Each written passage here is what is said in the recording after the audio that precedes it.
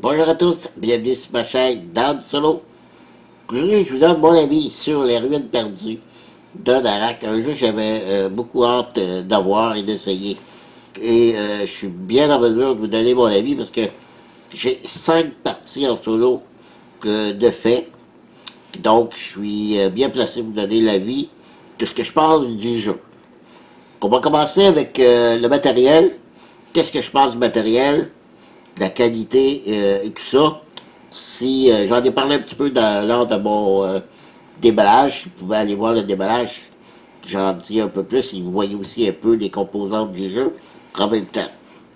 Somme toute, la qualité est excellente. Je dirais le seul point négatif, c'est au niveau des cartes. Des cartes un peu, ben, assez minces. Il n'y a pas de, vous savez, d'espèce de pilier protection, tu sais. Il n'y a pas ça dessus. Donc, je vais être obligé de les soulever parce que on a régulièrement à brasser nos cartes parce que c'est un deck building. Donc, on récupère des cartes dans notre deck. Donc, il faut, à chaque manche, il faut brasser nos cartes. Donc, c'est pour ça que je vais préférer les sliver. Mais à part les cartes, les tuiles sont quand même assez épaisses. C'est pas le plus épais des cartons, mais c'est quand même pas le plus mince non plus. Je dirais que c'est entre les deux. Donc, assez solide, de bonne qualité. Ce que j'aime bien, c'est les tuiles pour, ce qu'on pourrait dire, pour le solo, une espèce d'automat. C'est des tuiles, au lieu d'être des cartes. Donc, je trouve ça bien. Il n'y en a pas beaucoup. On a 5 tuiles standards. On a 5 tuiles vertes de départ. En fait, de standard, ce serait les 10 tuiles, les vertes. Les vertes, on pourrait les remplacer par du rouge, de 1 à 5, pour complexiter le jeu en solo. Que je trouve très très bien, je vous en parlerai tantôt. Pour ce qui est du matériel, les fiches d'aide ici, les tours de jeu et les effets, les pions, ça, là, donc beaucoup trop mince. J'aurais préféré que ce soit un carton comme ça. Bon, bon. Ça sera pas bien long, voilà. J'aurais préféré un carton. Peut-être moins épais, mais je pense pas que ça aurait coûté même plus cher. Mettre ça sur un carton que sur une petite feuille comme ça. Qu'elle est plastifiée, mais je trouve ça trop mince. Pour ce qui est des pions, des ressources, ici j'aime bien ça. Ils ont fait ça en plastique. Oui, ça aurait pu être des pièces de carton, mais c'est des belles pièces en plastique pour les flèches, des joyaux et des petites tablettes genre avec des écritures hiéroglyphes pour des recherches. Donc ça, je trouve ça bien. Pour les autres ressources, c'est de l'argent. C'est des pièces rondes de carton et des boussoles. Ça, il y en a beaucoup plus. Ça, il n'y en a pas beaucoup de chaque. C'est pour ça qu'ils ont fait en plastique, tandis que le reste, il y en a plusieurs. Il y en a plus, donc c'est pour ça qu'ils ont décidé de les faire en carton. Pour ce qui est des meeples, d'autres pièces en carton, ça c'est correct. Le reste, je vous dirais seulement les cartes et les feuilles d'aide, je crois que pour la qualité. La boîte aussi, là. Vous savez, quand on est capable de plier une boîte comme ça, là, le carton n'est pas très épais de la boîte. Je crois qu'elle va pas tenir le coup très très longtemps, malheureusement. Voilà. Voilà pour ce qui est du matériel. Le jeu. Qu'est-ce que je pense du jeu? Au départ, j'avais une bonne idée d'aimer le jeu, mais de tous les jeux que j'ai achetés dans ma jeune carrière de soliste et de joueur de jeux de société, je crois que c'est le premier où j'ai joué 5 parties d'affilée. pour dire que j'ai bien aimé. C'est vrai que le jeu est pas long. Je croirais que eux ils disent,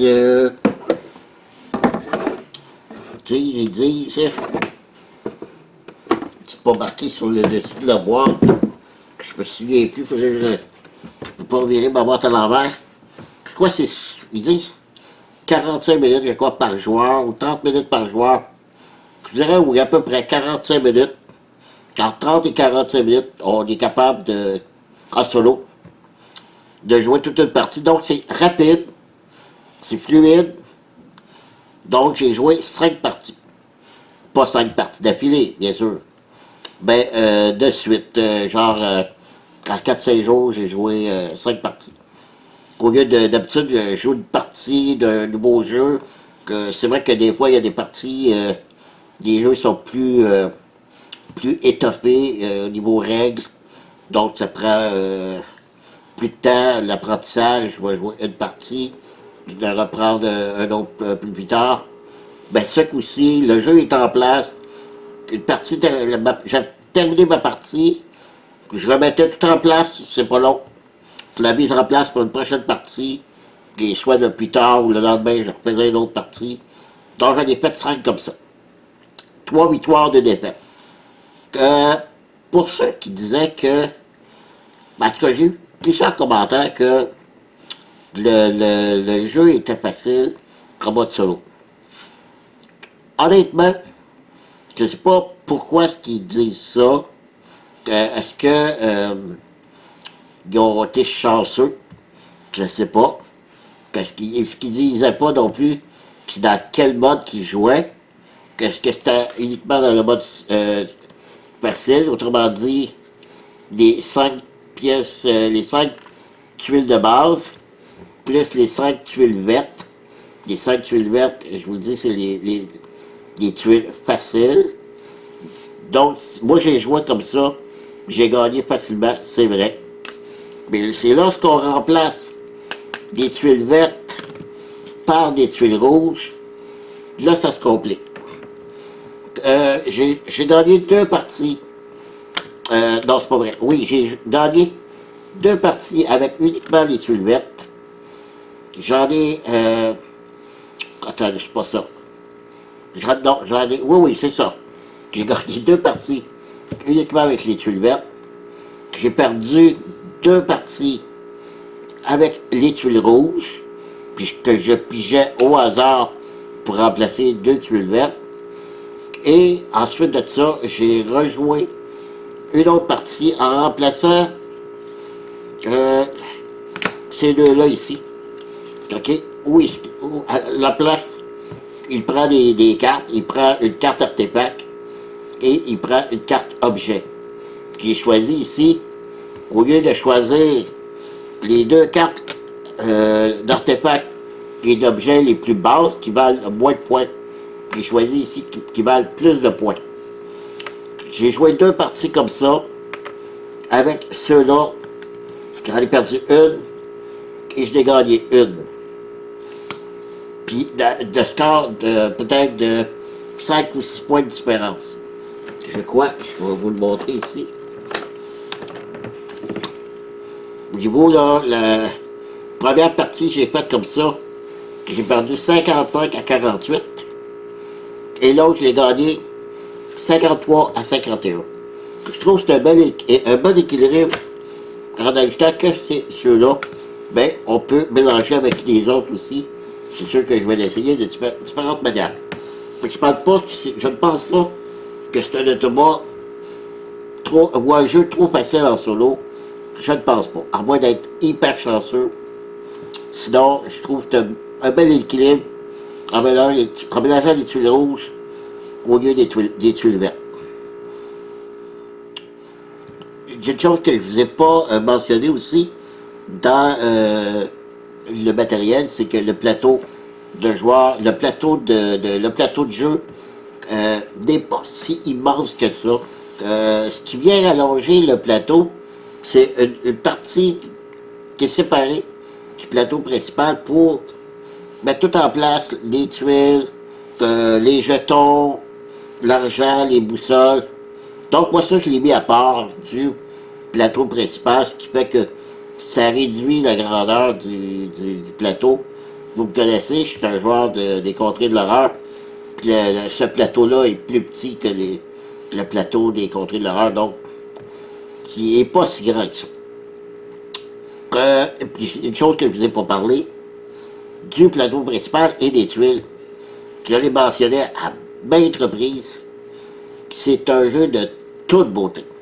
Vraiment, là, lorsque je joue, puis je pige les tuiles, bon, je fais tout tomber. Lorsque je pige les tuiles, que je m'arrête, que je pige la tuile, puis là, je le regarde, waouh, franchement, là, c'est très joli. Là, je regarde la tuile, puis là, je dis, OK, je vais la mettre sur le plateau. Ben, j'examine toutes les tuiles parce qu'elles sont vraiment magnifiques. Ça, c'est les tuiles lorsqu'on fait de l'excavation. Et aussi, on a des ennemis, ce qu'on appelle des gardiens. Là aussi, c'est très, très joli. Vous pouvez voir, lors de mon déballage, vous allez mieux voir que même si je vous les montrais comme ça. Donc, ça vaut la peine au niveau artistique. C'est très beau là-dessus, là. J'adore ça. OK. Si on revient au jeu, donc, comme je vous dis, moi, tout ça, le fait de faire de l'excavation, de la recherche, pour faire avancer notre loupe et notre petit livre, pour là aussi aller gagner des points de victoire. Donc, il y a beaucoup de façons de faire des points de victoire. C'est un jeu où ce qu'il faut faire,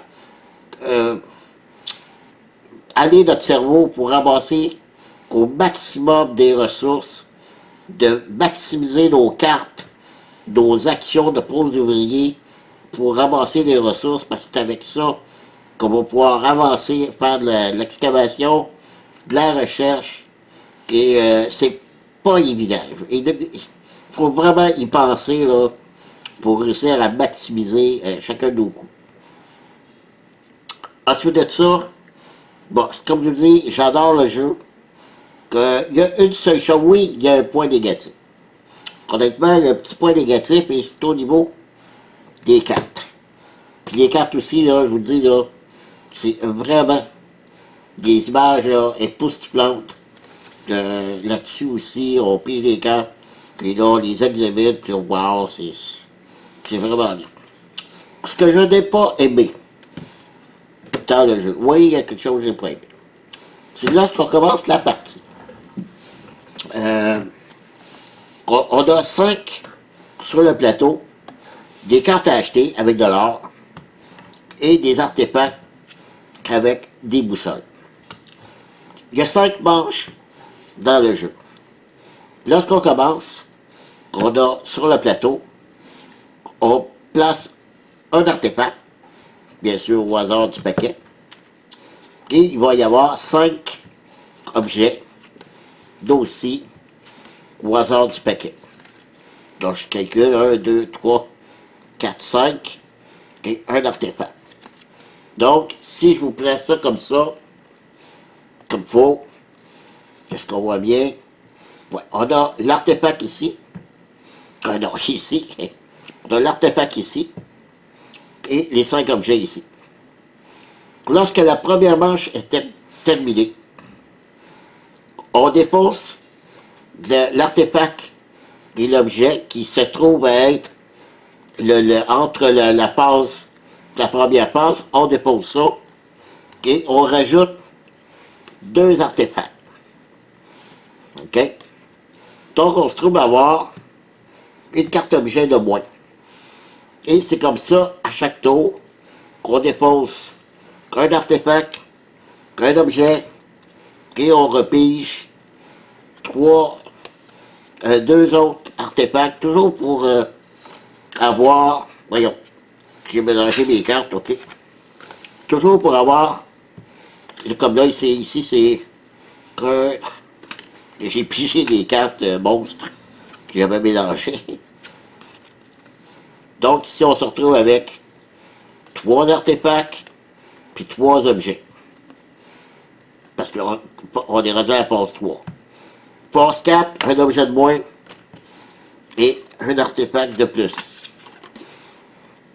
Et la dernière phase, ça va être encore un objet de moins un artefact de plus. Donc, rendu à la dernière phase, on a 5 artefacts, puis un objet. Si je ne me trompe pas, là, c'est ça. Le problème qu'il y a, logiquement, c'est logique, l'histoire. C'est plus qu'on fait de l'excavation, plus on fait des découvertes, plus on trouve des artefacts. C'est pour ça qu'une manche après l'autre, il y a un artefact de plus qu'on peut acheter. Mais pourquoi des objets de moins? Je vous explique, rendu à la dernière phase, qu'est-ce qui arrive?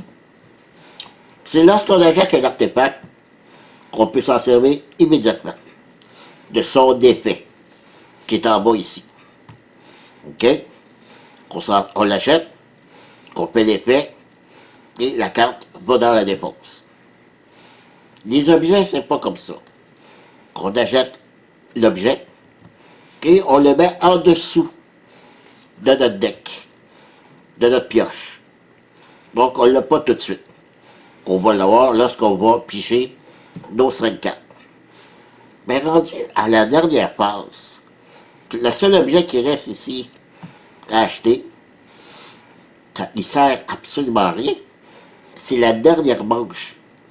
Si j'achète l'objet, je vais dépenser de l'argent, elle va en dessous du deck, mais la manche se termine, puis je vais l'avoir acheté pour rien. Je ne peux plus acheter d'objet dans la dernière manche. Il ne me servent plus à rien.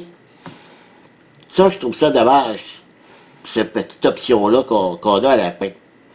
Il faudrait que, je ne sais pas, qu'est-ce que les objets, on ne devrait pas pouvoir les utiliser, la même chose comme un artefact, puis utiliser l'objet, sa capacité du bas, aussitôt qu'on la jette, pareil comme un artefact. Je ne sais pas. Ça, je trouve ça plate. Je trouve ça plate aussi que, oui, c'est normal qu'on trouve des artefacts d'une manche à l'autre, mais pourquoi est-ce qu'on a moins d'objets aussi d'une manche à l'autre? Pourquoi est-ce que nos objets disparaîtraient lorsqu'on est sur un chantier de recherche et d'archéologie? Pourquoi est-ce que nos objets disparaîtraient? Oui, on a plus d'artefacts, c'est normal, mais plus d'objets, ça, j'ai de la mal à concevoir ce principe-là, surtout rendu à la dernière manche, qui nous sert plus à rien d'acheter des objets, parce qu'ils vont en dessous du deck. C'est la seule chose négative que j'ai à ce jeu. Le reste, tout est le fun. Est-ce que je ferai de modifications pour améliorer ce point? Si je le fais, est-ce que ça ne va pas trop me donner trop d'avantages face à l'automa? Je ne le sais pas. Ça va être à voir, ou peut-être qu'il y aura une extension que la compagnie va sortir plus tard et qui pourra modifier ça. Je ne sais pas, on verra, mais quand même. J'ai eu quand même beaucoup de plaisir à jouer à ce jeu, je l'adore. Je dirais que c'est dans mon top 5, mais je ne le regrette pas du tout. Donc, si vous pensez qu'avec toutes les classifications que je vous ai données, ça vous plairait, ben achetez-le parce que ça vaut la peine. Puis m'en donnerez des nouvelles. Alors, moi, c'était mon avis. Si j'attends le vôtre, si vous l'avez, c'est ce que vous pensez comme moi, au niveau des cartes, tiendrez au courant. Voilà, c'était mon avis sur les ruines perdues de Narak. Donc, je vous dis merci d'avoir été là. Puis je vous dis à la prochaine. Bye bye.